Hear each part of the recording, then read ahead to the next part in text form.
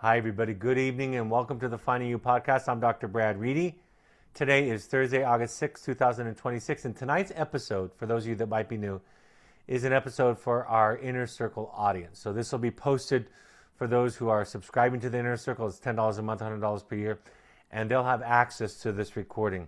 So that's where this comes from. And this is an opportunity for people to send in questions in advance. But also, typically, it's a time for the live audience to submit questions live. But I've received so many questions in advance that I won't have any chance to answer any live ones today, but we have some really good questions for me to get to this evening, so I look forward to that. Before I get to that, I have, by the way, I have a really big announcement tonight. I'm going to start off with that. The big announcement is that we are starting a ketamine therapy retreat. So that's a big deal for us. I've been encouraged, I've been asked by people to do this now for a couple of years, and I've been really reluctant and slow. I participated in it myself as a client to understand what it felt like to be in that position.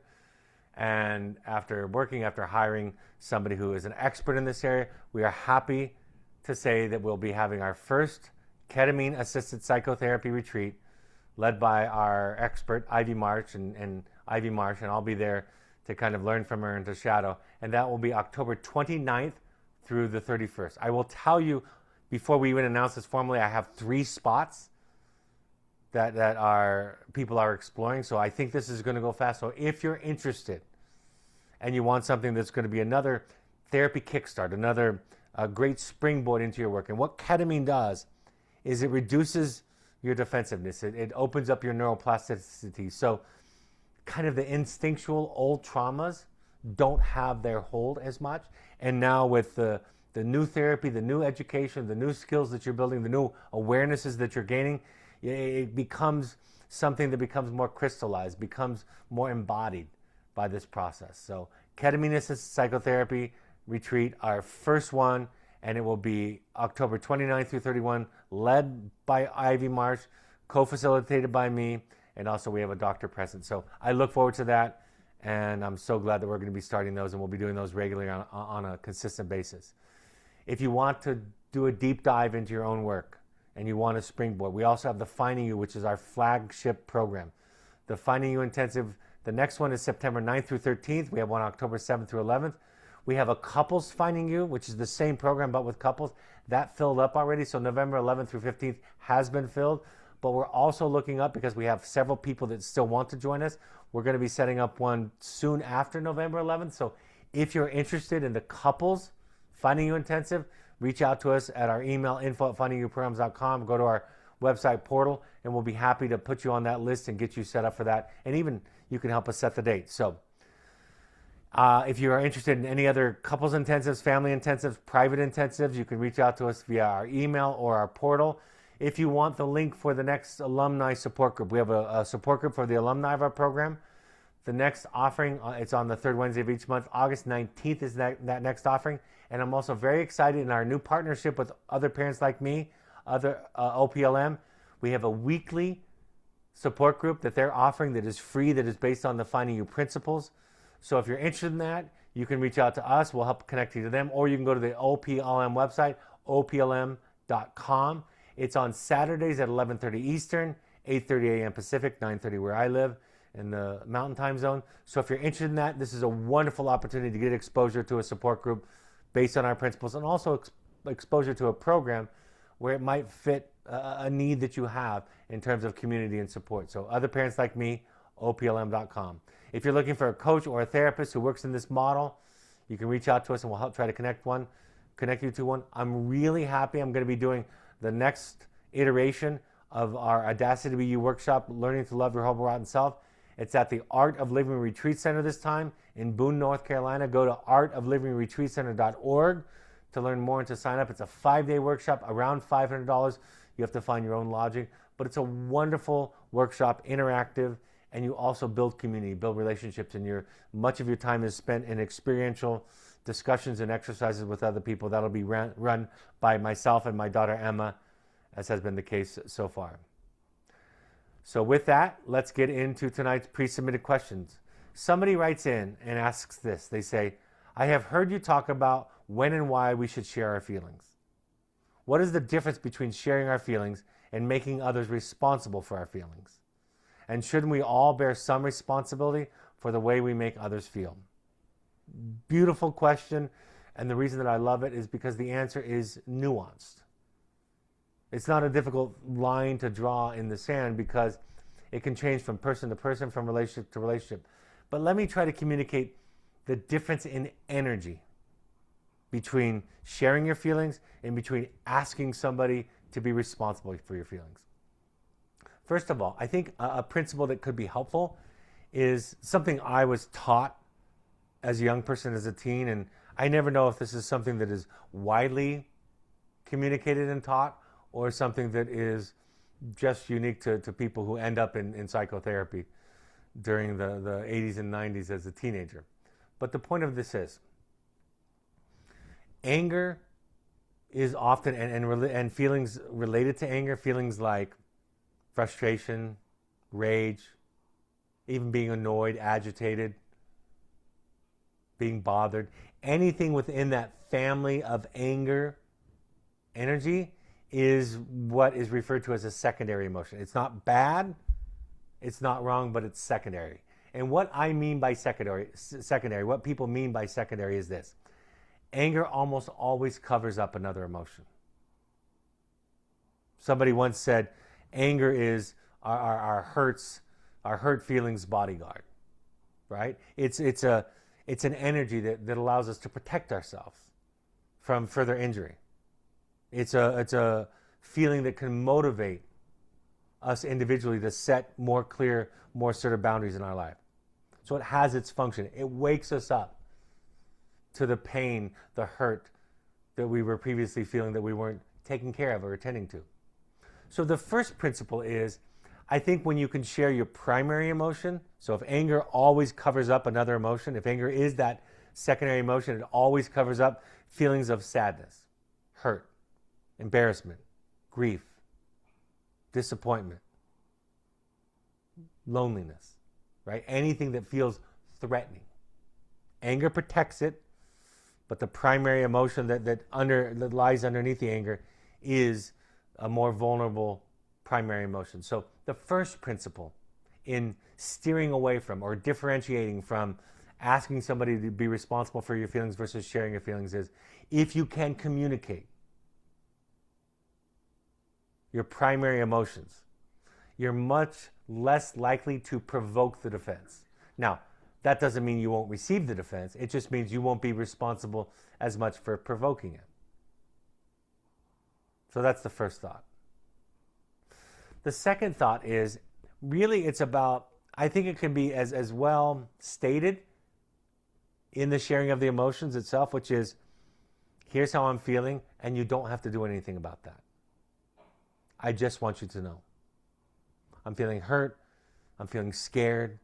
I'm feeling frightened, embarrassed, humiliated, whatever the feeling is, and you don't have to do anything about it. I'm telling you so you know where I'm at. Conversely, sharing with somebody your feelings and then not saying that can either imply unconsciously or just be part of the dynamic that they'll feel like it's their job to do something about. Oh, because you're hurt, I need to make amends or change course or not do what I was doing.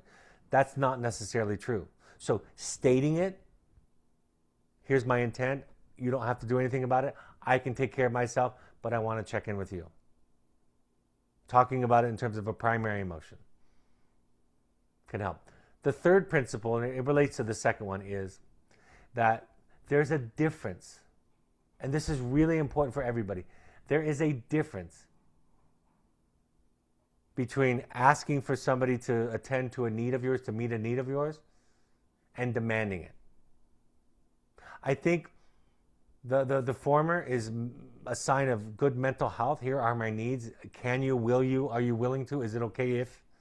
And then making the request. That's okay. That's healthy, appropriate dependence, interdependence. I think it can be helpful if you say to the person, if you can't do it, I can find somebody else. Or if you can't do it, I'll talk to my therapist about this. So letting them know that there's another option, that it's not their responsibility to necessarily act, can be helpful. Demanding, you're my spouse, you're my husband, You have to listen. You're my wife. You have to do this for me. You're my child. You're my parent. You have to, like I told you, my daughter said to me not too long ago, my youngest said, well, you're my parent, so you have to listen to my painful feelings. To which I responded, I don't have to. I want to. And I work to be able to, but I don't have to. And I think a lot of us communicate the demand, and we feel entitled to demand that the people that are close to us simply respond to our needs with all of their attention and resources. And that's not okay. That's a sign of mental illness. And then it goes farther, because then we end up bullying and punishing, right? Withholding affection.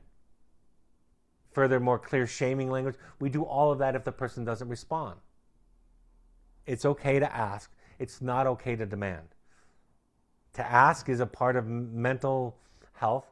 To demand is associated with mental illness.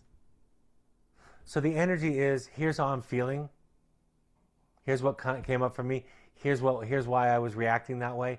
Here's what's going on in my body right now. I'm just telling you, you don't have to do anything.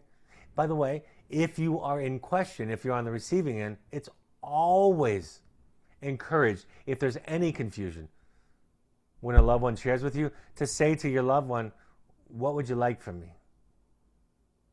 Do you need me to problem solve with you? Do you want suggestions about ideas that have worked for me? Do you want to go through the pro and con list? Do you need resources? Or do you just need me to listen? To sit and be present? And by saying that, not only do you get clear about what's being asked of you, or demanded if it is, but you're also helping the person who's sharing the feelings get clear about their intent. I often will say, one feeling statement on a given topic is okay. Two, on the same subject, same feelings, it's forgivable, if you will. But 3, 4, and 5 times, what are you asking for? What's the purpose? If I've heard what you said, why are you saying it 2 and 3 and 4 and 5 times to me? Are you expecting or asking that I'll respond with some behavior in some way? And if so, what is that you're asking for? So then I can have it asked of me. And I can either decide now or mull it over and decide if I want, or if I'm able, or if I feel right about responding to you in that way. So simply put, it's about understanding that other people aren't responsible, but if they want to be connected to you, talking about and sharing feelings is appropriate. But the minute that energy starts to enter into the equation, you can correct it, and you can even front load it with, here's my intention. Here's why I'm sharing with you, and here's why I'm not sharing with you. In other words, you don't need to do anything about this. I just want you to know. It is so hard. My daughter pointed this out this week, just a couple of nights ago, after I did my last broadcast, so I know I haven't told you about this. She said to me, you know, you're not very good at being with me in my pain, because I was giving her a rational justification for the boundary that I was holding. And I thought her complaints were a challenge to that boundary. And she said, with tears, she said, I thought you would be better. Given your profession and your training, I thought you would know how to soothe me. And then it hit me. I thought, I'm not at all trying to soothe her. So I literally moved where I was sitting, changed my whole position, and thought, I need to be close with her, and I just need to be present. I need to listen. I want to listen. And I want to comfort her. So again, talking about intentions, what's expected, what's needed, can be an important part of this. But even asking yourself the question, what's my intent? Why am I saying this? Do I want them to feel guilty? Because even if you share primary emotions, it can be motivated from a place of guilt. Really, really powerful. It can be weaponized very powerfully. But to ask yourself the question, what's my intent? And I think what I want to share with all of you is, as all of our mental health improves, that question about my intent will become second nature to you. See, the difference between people that are farther along the path versus people that are earlier in the path, the mental health journey, is the people farther along the path, they know their intentions. They can be conscious and intentional about what they say. And so a lot of communication skills training and coaching and correcting isn't really about the language issue, although that's part of it. But really it's about asking the person to align what they're saying with what they're feeling, what's really going on, what's really being asked by them. So that practice on both ends, but primarily now I'm talking about the speaker, and that's what this question is about. If your goal in sharing something is to get the person to change their behavior, to capitulate, reverse course, change course, to feel guilty and ashamed so that they change their behavior, to get them to think or feel about something a certain way, to see you a certain way. The minute that the goal of the communications is intended to change something about the other person, you're on shaky ground. Now, I always point out to people, if I'm in a close relationship with you, if we're in a friendship or another relationship that's close, and you tell me that touching you on the shoulder feels unsafe, you don't feel comfortable with touch, or you'd like to be asked, or reminds you of having been physically hit when you were a child. Now, of course, you sharing me that, and the implied ask, which is to not touch you, at least without asking first, I'm going to respond to that 10 times out of 10, right? Because I care, and because not touching you, it's not a right or an entitlement of mine. It's just something you're asking that's easy to do. I'm going to respond to that behaviorally. So in situations like that, it's very, very clear. But most situations aren't that clear. And most of what's being asked of people comes with a cost. So getting clear about what's being asked, getting clear about what you're asking, getting clear about what you're being asked is a practice, a meditation that eventually becomes internalized. And now, and you'll see this, now you'll know, as our clients all learn after time with their work, they'll know what people are saying and what they're feeling, and they'll know the distance between the two. And one of the most important skills or awarenesses that I bring to my clients is I can sense what somebody's feeling and wanting, and I can measure that against what they're saying, the words that they're using. I can really discern oftentimes an intention. But even if I do, it comes out in the form of questions. What did you mean by, did you mean this? Would these words work for you if you said it this way? Would this fit with how you're feeling? And oftentimes that's what psychotherapy is. It's helping us really be able to communicate, to speak to give words to our internal world experience. But because we've grown up in families where that wasn't the practice, messages were confusing all the time. What people said and what they meant often didn't line up. And there were covert rules that were never mentioned or named. Because that's the context where most of us grew up. It takes practice to mean what we say and say what we mean.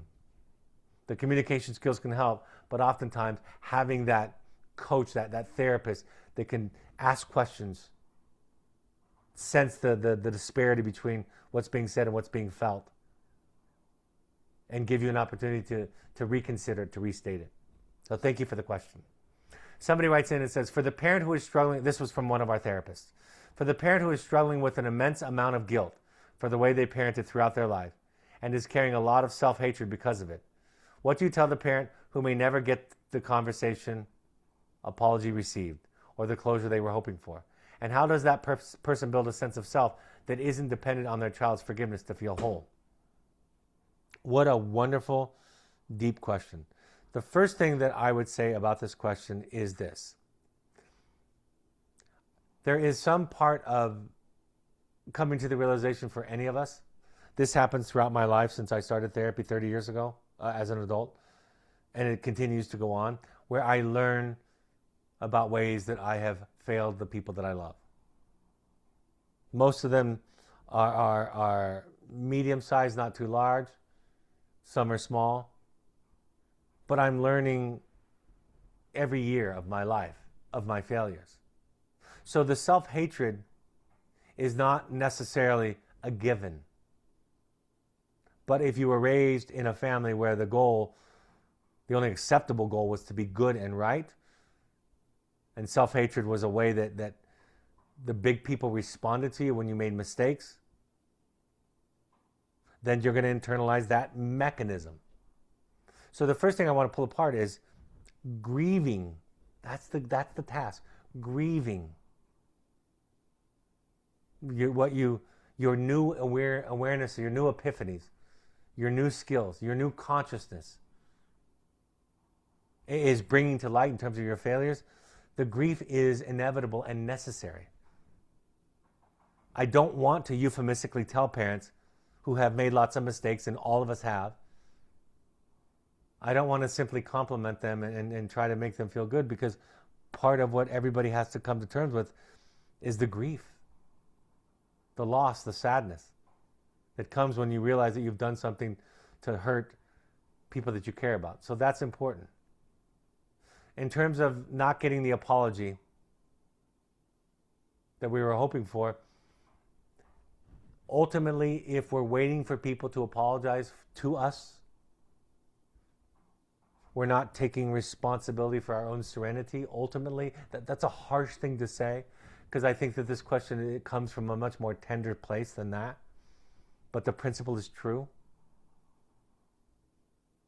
We're holding people hostage in a way, but really it's getting the feeling stuck inside of us. So the task is grief. The task is that you have to grieve the fact that you're not going to get the apology ever. Or at least you haven't gotten up to this point, which might end up turning into never.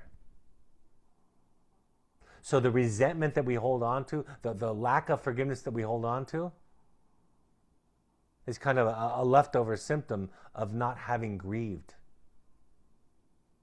And it is much easier to hold a resentment against somebody than it is to authentically grieve. So we can understand the temptation that folks have in holding on and waiting for that person to finally apologize. So the closure ultimately becomes your responsibility, and it is a slow one. And let me just say this here and now. I saw the Odyssey. I've read it before. I read Emily Wilson's version of it, and I would recommend that version to anybody. It's a wonderful version, and that's the version that was used by Christopher Nolan in this recent iteration of the Odyssey. But the one thing this is not a spoiler, the one thing I want to tell all of you is it takes a long time to find your way home. I mean, the shortness of the distance of his trip, especially being a skilled sailor, and the years, the decade that it took him to get home, that's the message. And so as I speak to you this evening, what I would say to you is, it is an odyssey to return home. And by home, I mean to yourself, to who you are, to the home, as Alice Miller says, that was never there, that never existed. This place where you feel safe and welcome. In other words, coming to the point that you reach and find connection to your authentic self. It takes a long time. So if you find yourself being bored or intimidated by the length of the poem or the length of the movie, that's the point. And what it does for me is it reminds me I got a long way to go. And I'll be finished when I don't wake up anymore. That's when the finish line will come for this project that is me. And I don't feel burdened by that. I don't feel exhausted by that. I don't feel like it's a daily slog of work. It's more of a statement of, it's just, that's life. I've got to keep working. We're always going to learn. the more work I do, the less certain I become of many things that I knew a lot more when I was younger. I know a lot less now, in a sense. And so, to build a sense of self that isn't dependent upon the child's forgiveness to feel whole is your work. It really is. I mean, that part of this question, how does the person build a sense of self that isn't dependent on the child's forgiveness to feel whole? That is to unlearn something that was not supposed to be there in the first place. It's not your child's job to forgive you. And in many ways, it's inappropriate for you to ask for it. Let them feel anger, resentment, hurt, sadness as it pertains to the way that you've parented them. Give them that gift. Allow them to feel it so they can move through it. Your defense,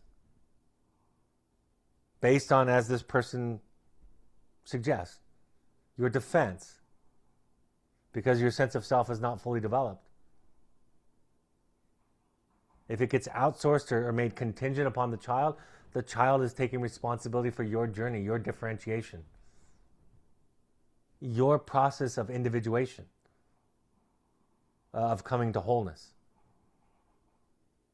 So unlearning is what most of therapy is about, in my experience as a therapist and a client.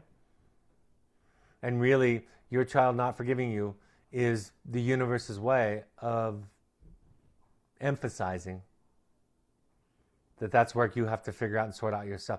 You have to come in contact and in relationship with who you are, so that what other people think about you doesn't become so weighty, doesn't become the indication of your sense of self. You can't do it on your own, in my experience, very well. That's not often the course. You have to do it with somebody. But you have to do it with somebody who loves and accepts and doesn't judge all of you. Not just the bright and shiny and pretty and talented and smart parts, but all of you. It's then and only then that you can truly come to love and to know yourself. And then you'll be available to your child and to others in ways you were never available before, because then they're allowed to feel what they feel. They don't have to forgive you in service of your ego, your wounding, your sense of self. They get to sort it out according to what they need, because forgiveness ideally comes on the terms and the timeline of the person who's been hurt. Nowhere does it come on the timeline of the person who's done the hurting. And if the person who's done the hurting needs that timeline sped up or needs it for their own sense of self, they are now asking from the person that they hurt something else. They're taking something else. So that person's got to figure it out and sort it out for themselves. You've got to sort out who you are, and then you can be available to them. And by that I mean allow them to feel what they're feeling. Because the most common feature, folks, of trauma is that the person experiencing the trauma didn't have a choice in the matter. At least not a conscious choice. One they could embody and activate. So it was happening against their will. So if you come needing, demanding, expecting, craving forgiveness from the person that you've hurt, you're again making a demand on somebody who's already been hurt. So ultimately, we do the work to develop a self so that we're not reliant on them to forgive us, and that allows them to move through their feelings, and ultimately, more than likely, facilitates their forgiveness of us. So if you want your child or others to forgive you, my best recommendation is don't try to get them to forgive you. Go and do your individual work, get connection with yourself, accept yourself, forgive yourself, then you'll be available to them in a loving, spacious, larger way. One of my therapists wrote this question. He said, codependence versus healthy interdependence. There's a lot of messaging about codependency, and I often hear clients pathologizing their needs, attachment longings, etc. Sometimes I wonder if therapists pathologize their clients' attachment needs as well. Where's the line between codependency and healthy attachment? Even if it is a desire for someone to love you, to be well. I love this question. It's one of my favorite questions because codependency and healthy attachment are the opposite. But the term healthy attachment kind of ruins it.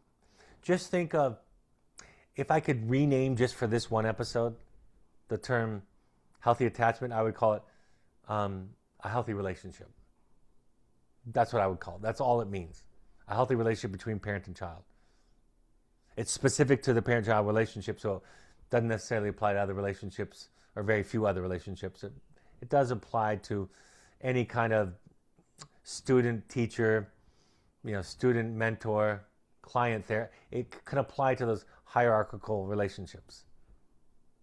But codependency, in essence, is a lack of the attachment. First of all, let me start with codependency. Codependency is not dependency. Codependency is not the same as dependency. Dependency is that I need things, but that doesn't mean I'm codependent. Right? I need support, I need community, I need affection, I need praise, acknowledgement sometimes. I need to be seen. I have a whole bunch of needs. And that's part of being human. If that's the standard, that I don't have to need anything, then we're all doomed from the get, right? But codependency is saying, you have to give it to me. Codependency is making someone else responsible for my serenity, not taking responsibility for it. Codependency is looking for things outside of me to solve an internal feeling. Codependency is based on a lack of sense of self. Codependency means I can't assert myself and ask you for what I need. Codependency is my self-esteem is based on how you feel about me. And if you're upset with me, I don't feel good about myself. Codependency is, like the last question, needing you to forgive me, for me to find resolution, closure. Healthy attachment or healthy relationship that I'm making up this new term just for this broadcast, is the opposite of those. It is, can you help me? If not, I can get help somewhere else. I do value what you think about me, but it's not going to be the end all and be all. And I'm not going to outsource my sense of self. And I can tell you when I'm upset without shrinking or capitulating because you being upset is intolerable for me. I can be alone with codependency for a time. I can take care of myself. And by that, I mean I can also find people to give me support. Codependency is an unhealthy attachment that is built on an underdeveloped sense of self. And healthy attachment is the experience of developing a nervous system because your caregivers were responsive to your needs and attuned to who you were, so that you develop a sense of self and aren't so beholden to the winds of life, right? You're not blown about. You know who you are. So I think some people do. I think some of the language is a problem. But dependency is not codependency. Once I thought about a question like this years ago, and I wanted to break it down. And I thought, first of all, what's the opposite of a healthy? Actually, the question was asked to me years ago. Somebody said, you always talk about healthy detachment. That's from the sobriety kind of community, the addiction community. You always talk about healthy detachment. So when are you going to talk about healthy attachment? So I thought about this question. And I came back a week later and I said, healthy attachment and healthy detachment are the exact same thing. They're exactly the same thing.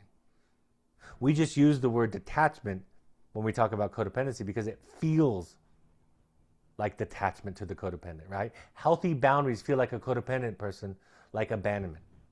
Healthy boundaries feel like an assault to the codependent. Healthy boundaries feel like not love. But healthy attachment means you're in a healthy relationship. The opposite of healthy detachment is unhealthy detachment or unhealthy attachment. I'm making up those terms too, but let's just talk about it just for the sake. Unhealthy detachment, the opposite of healthy detachment, would be abandoning people. Right? It's somebody that's prone to flight in their fight or flight response. People that have anxious, avoidant styles of attachment will run away before they're ever rejected. They'll see rejection coming a mile off and they'll avoid. They won't ask for their needs to be met by anybody because that hasn't gone well for them in the past. So they avoid, they neglect, they run away, they distance. That's unhealthy detachment. I'm making that term up today. Unhealthy attachment is the other side of the same coin. The same coin. Clinging, demanding, having your serenity tied to your child's day, to their successes and their failures, believing that what other people think about you is your business, right? That's unhealthy attachment. It's needing for other people to think and feel a certain way about you so that you can feel good about yourself. It's wanting to control the information. It's wanting to manage and manipulate people around you to get the outcome that you want. So codependency and healthy attachment are opposites. They share, by definition of the words that they are, they share nothing in common. In contrast, healthy dependency, I didn't say codependency, healthy dependency shares a whole lot. Almost completely overlapping with healthy attachment. There's more to healthy attachment than healthy dependency, but healthy dependency falls under the umbrella of healthy attachment. So yes, I think people get confused about it.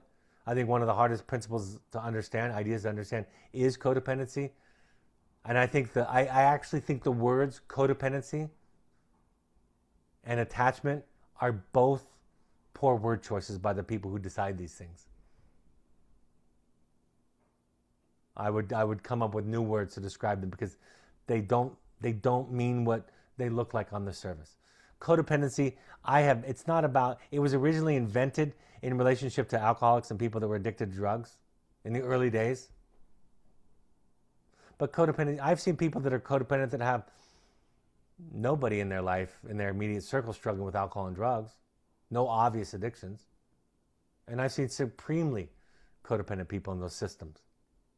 Conversely, I've seen people who have close family members who are struggling with addictions. And I've seen those people be not codependent. Codependent is only coincidentally related to alcoholism or drug addiction. In fact, I think alcoholism and drug addiction, or any addiction, is simply codependency with the drug on top of it. Let me say one last thing about codependency. Codependency is what happens when there's not a healthy attachment. Because when you have a healthy attachment where you're seen, your needs are attuned to by the big people, and you can be upset, scared, and they can hold that, take it in, metabolize it, and reflect back a sense of okayness to the child. What happens is the child develops a nervous system that is adequate and up to the task of dealing with the storms of life. That's what the result of a healthy attachment is. The behaviors are attunement, mirroring, attending to needs, right? The behaviors are a parent or a big person showing up sensitively and appropriately responding to the child. Not so much so that they neglect themselves at too great of a cost. They don't give too much of themselves. If they start to give too much, whatever too much means, they have started to become unhealthily attached, right? But a healthy attachment experience develops a healthy nervous system where the person can weather life storms. If you don't, or to the extent I should say, that you haven't had a healthy attachment experience, you will have a nervous system that is not up to the task, that is inadequate for meeting the storms of life. And if you don't have it internally, because this is something that we label and talk about as clinicians, but nobody has this experience inside unless they've done a tremendous amount of psychoanalytic work on themselves. But if you show up in a situation where you have an adequate nervous system, you can weather the storm. If you don't have an adequate nervous system, then you try to control people, places, and things, or you take substances, or you engage in other addictive behaviors because the feeling is too overwhelming. That is the result of an unhealthy attachment or an unhealthy detachment. Having a poor attachment means that I need something to weather this because I can't stand the discomfort, the anxiety, the pain, the fear, the uncertainty. So I will either use other people, or I'll use substances or activities that are self-medicating behaviors. And those work really, really well temporarily for a short time until they start losing their impact. We develop a tolerance to those things and we need more because, of course, you'd never get enough of what you don't really need. So we ingest more drugs, we do more addictive things, we control more people. And eventually our life becomes unmanageable. And we realize not only are we not helping and contributing to the mental health and well-being of the people around us, we ourselves are developing a pattern that will end up at a really, really dark place. All right, one more. Somebody, and I have more for tonight, but this is all I'll get to. Somebody writes in and says, as a parent, how do you navigate the dilemma between doing too much for your adult child, enabling, managing their mood, walking on eggshells, trying to make them happy, and the negative impact that has on mental health versus setting boundaries and managing the real fear of them hurting themselves or ending their life, especially when there's a history of attempts and the young adult shows little to no willingness or capacity to engage in therapy, work, school, relationships. Let me start by saying this. This is too serious and important of an issue for me to give any specific advice, so I won't, as usual. But I'm saying that because if anybody does have specific advice, I would excuse myself from that discussion. Because the consequences are too large and too close to the heart for you or anybody else to abdicate the chief responsibility that you hold as the parent. So you've got to do you. So that's the first thing. It's got to be your choice. It's got to be what you think. But here are the ideas that I think will help you get clarity. The first one, ironically, is you don't get to be right or win. You don't get to be right. You get to choose. Now, I know that's almost the opposite of what this person is asking for. They want examples or direction. Well, my first direction is, if you're doing it from a place of being right and good,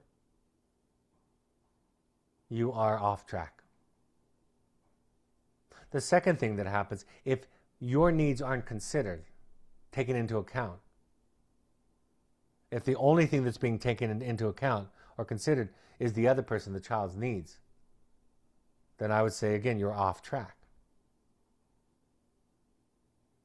You see, a healthy relationship, a healthy attachment, a non-codependent relationship has a few ingredients in it. If we're to make this recipe, we have a few ingredients. The first ingredient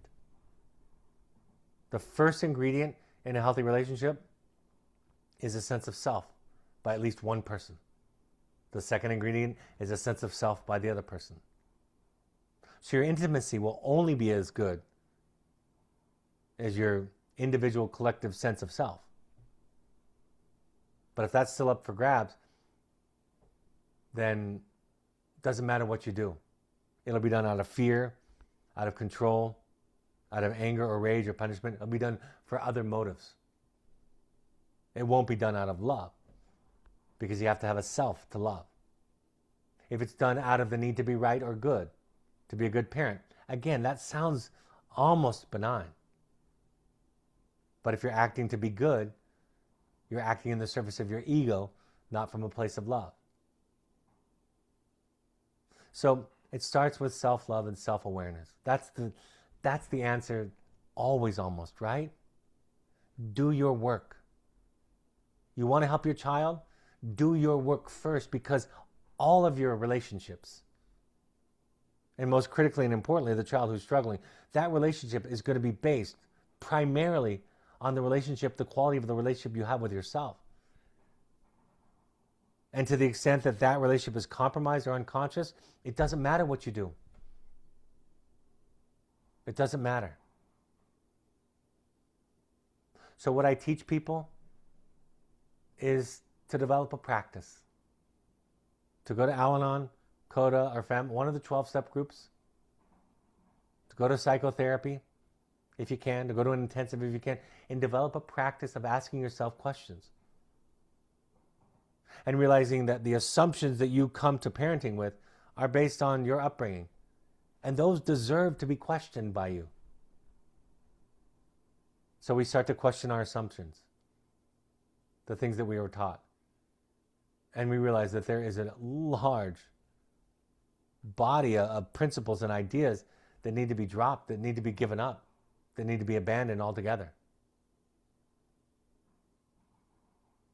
So the stakes are huge. The stakes are your heart, your child. And nobody in the world, in my opinion, is in a position to tell you what to do specifically.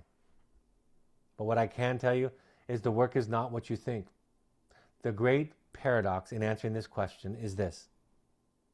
If I answer the question about what to do, how to navigate that specifically, I'm missing the whole point. The point is, if you know yourself, if you learn to love yourself, your horrible, rotten self, like Jung said, the best way to understand the darkness of others is to understand your own darkness. It's the same thing I'm saying. Do your work first, and then what you do will become clear. Why you're doing it will be aligned and authentic. And the relationship will be a good relationship, a healthy relationship, a positive relationship. But if you haven't done the work and you're trying to make the decision about how to control them, that is codependency. That is the poison, not the cure. As I often say, the biggest, the simplest maybe, distinction that I can make between codependency and non-codependency is codependent people make decisions consistently. They make decisions based on how other people are going to respond and react, which makes sense because you want to save this child's life. But paradoxically, they become embroiled in the dynamic itself. They become a part of the problem themselves. They actually contribute to the addiction, to the mental health problems, and they don't become a resource. Conversely, people that are not codependent make decisions first and foremost with themselves considered, with their needs and what they are okay with considered and brought to the equation in the beginning. People that are in active codependency will ask me, what's the right thing to do to help my child? People that are in recovery will say, here's what I'm feeling, here's what I'm willing to do, here's what I'm not willing to do, and I'm afraid that it's going to hurt my child. And then we work through the grief, we work through the letting go. We come to the realization, this is not, what I'm about to say is not love. Okay? What I'm about to say is not the absence of love. But I will tell you that part of the process of individuation is about two separate people loving each other, even when it is a parent and child, not two people becoming one. So, the task is to understand that they're not your children. They're not yours. You don't possess them. You don't own them. And their life is going to be their own. And in some ways, I mean, think about this, folks. Think about it yourself as the child of your parents. Your child is going to move beyond you, hopefully. They're going to become larger than you, hopefully. They're going to travel beyond the horizon that you've traveled. You are not here to teach them how to live their life. You are here to model for them what it means to be a human. And to support them to go where they need to go. But their music is going to scare you. Their values are going to seem strange and wrong to you. Every generation thinks the upcoming generation is going to destroy the world. And so far that hasn't been the case. My mother's parents, my grandparents, They thought that Elvis Presley was the devil. They thought he was the tool of the devil. Now we look at Elvis Presley and we think, we wish that was the thing our children were watching in terms of their innocence. Jack Black I saw an interview with him recently where he was talking about overhearing his son's music, and he said it scared me to death, scared the crap out of me. And then he had to remind himself, my music scared my children. I was just watching, I'm playing guitar, I'm learning guitar, and I was just watching Jimmy Page, the guitarist and the songwriter for Led Zeppelin. And I was watching this beautiful video of this piece that he created. It's one of their rock songs. But he was talking and teaching about it. And I remember thinking, I'm so mad that the older people told me that Led Zeppelin was trying to recruit kids to follow Satan. And they're these beautiful, amazing artists. Do you know why they killed Socrates? Do you know what his death sentence was from? It was from corrupting the minds of the youth. And all he was teaching was telling people to question what they've been taught, to reconsider their assumptions. He was teaching people how to think. And he was sentenced to death for corrupting the minds of the youth. Same as Led Zeppelin. They weren't sentenced to death, but that's what I was taught as a kid. And now, learning the guitar, I actually think to myself, how absolutely cruel was it of those people to tell that about these people? It wasn't true. So, they're not yours. You don't know what their truth is. You know what your boundaries are. That's your work. Your work is not to figure out all the right buttons to push so that they end up successful. Your job is to figure out who you are, what your needs are, what your values are, what you're comfortable doing, what you're not comfortable is, and learn how to be there for them in a way that supports them to get where they need to go. And then not taking responsibility for the success and the failures, ultimately, because they're not about you. So, I have more, but I'm going to save them for my next upcoming, because I don't have time to get to all the questions from tonight. So, thanks for sending all these in. If you weren't here in the beginning, big announcement. We are having our first ketamine-assisted psychotherapy. I've done it myself. I'm going to be co-facilitating with the individual Ivy Marsh. We have hired her. She's an expert in ketamine-assisted psychotherapy and psychedelic therapy. So we're going to be hosting our first ketamine-assisted therapy intensive, October 29th through 31st. This is my first announcement, and we already have 2 people signed up or they're investigating. So it's only a handful of people that'll be in this first one. If you're interested, reach out to us sooner rather than later. If you want to attend our standard Finding You, which is our flagship program, September 9th through 13th is the next offering. I highly recommend it. This is the best product I've ever participated in. I have a Finding You for couples. The one in November is full. We're going to be opening one up at the beginning of the year. So I'm going to be running that. If you're interested in attending a couples intensive, reach out to us at info@findingyouprograms.com. And Steve, who works through our enrollment and admissions, will talk to you and come up with a date that'll work around the 1st of next year so that I will be able to run it then. And we already have one family that's on the waiting list. So once we get them and you, we'll be all set to go for that. So that's next year. If you want to attend our support group, if you're an alumni, it's on the 3rd Wednesday of each month. August 19th is that offering. Email us for the link and the specifics. If you want to attend the Other Parents Like Me meeting on Saturday, it's a support group based on the principles of Finding You, facilitated by the OPLM folks. Saturdays, 11:30 Eastern, 8:30 a.m. Pacific. Go to oplm.com. This is a free support group every Saturday. We're happy that they're offering. We're happy to be in partnership with them. For all other inquiries, for private intensives for individuals or couples, if you're looking for a coach or a therapist, email us at info@findingyouprograms.com or go to our website and contact us through the portal. If you'd like to attend the next version of the Audacity to Be workshop that'll be run by myself and my daughter Emma, that'll be in Boone, North Carolina at a beautiful setting, the Art of Living Retreat Center. Go to artoflivingretreatcenter.org to find out more or sign up. That's September 27th through October 2nd, or you can reach out to us. I'll be back next week on Tuesday. I have not selected the topic. I have a couple of suggestions that I'm mulling over.